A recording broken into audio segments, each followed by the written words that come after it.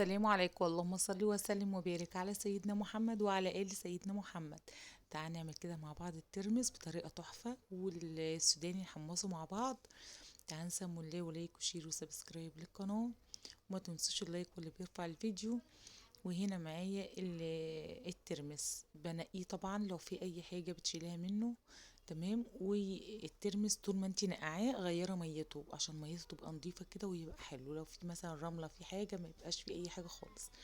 كده غسلته اهوت وحطيته في مية كده ايه ونقعته. طبعا بنقعه يعني حوالي ساعتين، في ناس بتسيبه من بالليل للصبح عادي براحتك، يعني الوقت اللي انت تحبيه. هنقعه كده لمدة ساعتين وارجع تاني نشوف مع بعض. هنا معايا السوداني، بص جاي من الصحراء وعنقوده يعني طازة. تمام. ده مش متحمص، ده ني. هنحمصه والله طريقته سهلة جدا جدا، وفرق سعري جامد جدا لما تيجي تجيبيه ني او تجيبيه متحمص. لو انت مثلا ما بتحبيش تحمصيه، لا مش هياخد منك حاجه. في صينيه وهتحطيه في الفرن، وهتولعي من تحت وتهدي وتحطيه في الشبكه اللي في النص وتسيبيه. هو بياخد ساعه بس، في خلال الساعه دي بتطلعيه مرتين تلاتة، بتقلبيه وتدخليه تاني عشان يتحمص حلو. تمام. فهنا حطيت ميه دافيه او ميه مغليه عادي، وحطيت فيها معلقتين كده من الملح. تمام. نص كوبايه كده من الميه ومعلقتين من الملح. ده بيطلع حدقه مظبوط، ولا هو عادي ولا هو حادق. لو انت حابه ان هو يبقى حادق شويه زي زياده، يعني يبقى حدقه ايه، باين فيه الملح سنه. بعد ما تقلبي كده تحطي ميتك وتقلبيها، ما بتحطيش طبعا نص كوبايه كلها، حسب الكميه ما تاخد. يعني ده نص كيلو، ما اخدش النص كوبايه كله، يعني انا بس ايه بليته بحيث ان انا ايه يعني يتحمص معايا ويبقى شارب الملح بتاعه. تمام.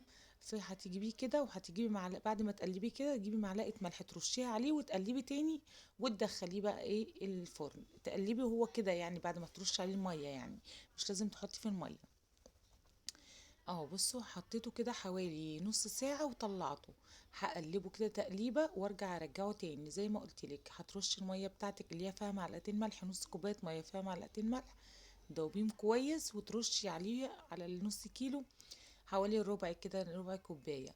وبعد كده تطلعيه، لو انت حابة حد زودي معلقة ملح، وهو بعد ما ترش عليه المية في في الصينية.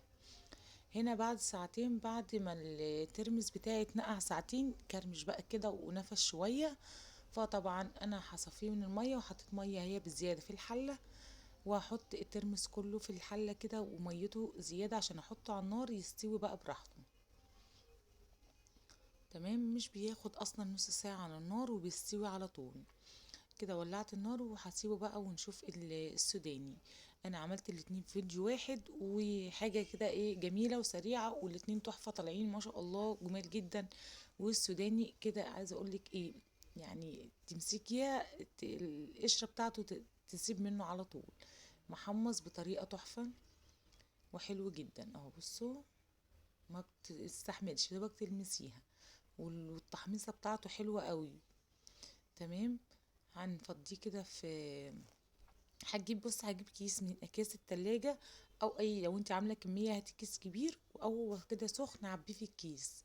هيفضل معاكي لاخر واحدة متحمصة ومقرمشة وجميلة جدا. عشان خاطر انت حافظتي عليه من اول، ما حمصتوش وسبتيه في الهوا يطرى، لا في كيس كده وعبيه هيطلع محمص وجميل جدا. هعبي بقى كده ايه كيس، واحط كده شويه في طبق برضو في التقديم، وبعد كده هعبيهم برضو.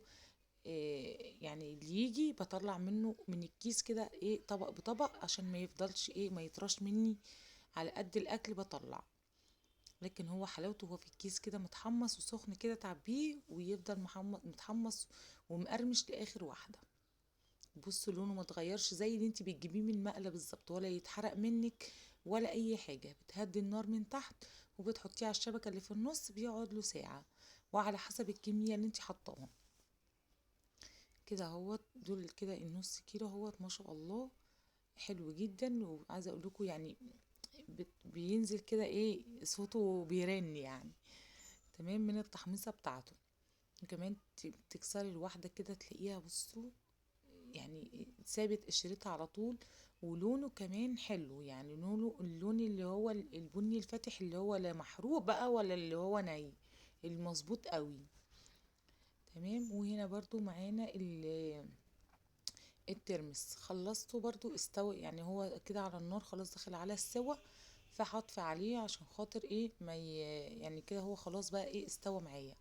كده هطفي عليه واطلعه بقى ايه واغير له ميته، عشان خاطر هو شرب المية كلها، يعني هصفي المية اللي فيه واحط له مية نظيفة. اهو بصوا كده اهو، فضيت المية بتاعته وحطيت له مية نظيفة. اللي الترمسية ملت كده وبقت جميلة واستوت معايا، اخد نص ساعة على النار، ده نص كيلو. تمام. هحطه في بولة كده او في علبة حسب ما انتي عايزة، وهحط عليه كده معلقتين من الملح واقلب. لو حسيت ان هو محتاج ملح تاني احط، مش محتاج خلاص كده تمام. إيه، انا بحط ملح واحدة بواحدة عشان خاطر ما يحدقش مني الحاجة.